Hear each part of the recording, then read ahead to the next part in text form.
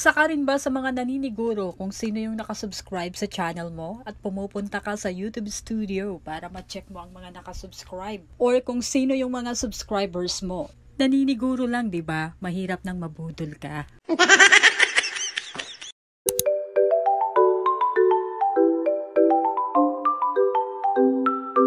Kung dati po makikita natin ang mga nakasubscribe sa channel natin sa YouTube Studio, ngayon po makikita na natin sa channel page. Ang mga channel po na meron pong at least 4 subscribers, meron na po kayong makikitang see your subscribers entry point sa channel page nyo.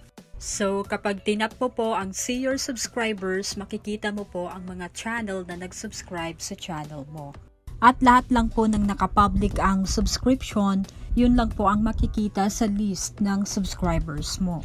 At kapag naman po naka-private ang subscription or naka-private ang mga sinubscribe kagaya ko, hindi nyo po kami makikita sa list ng subscribers nyo, pero hindi po kami budol.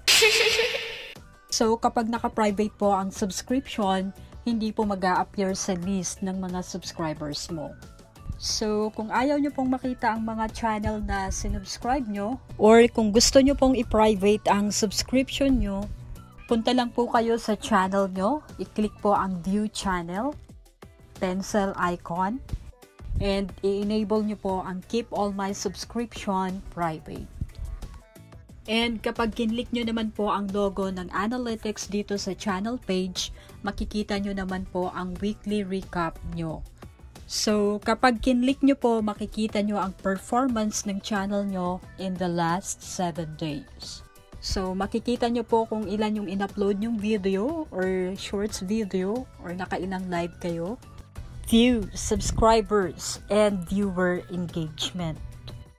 Or yung mga hindi lang nanood ng video mo, nag-comment, like, and share ng video mo. So, para po sa akin, maganda po na nakikita natin ang performance ng channel natin para malaman natin ang mga content na pumapatok or nakukuha yung attention ng mga viewers natin. At para tumaas po ang viewer engagement.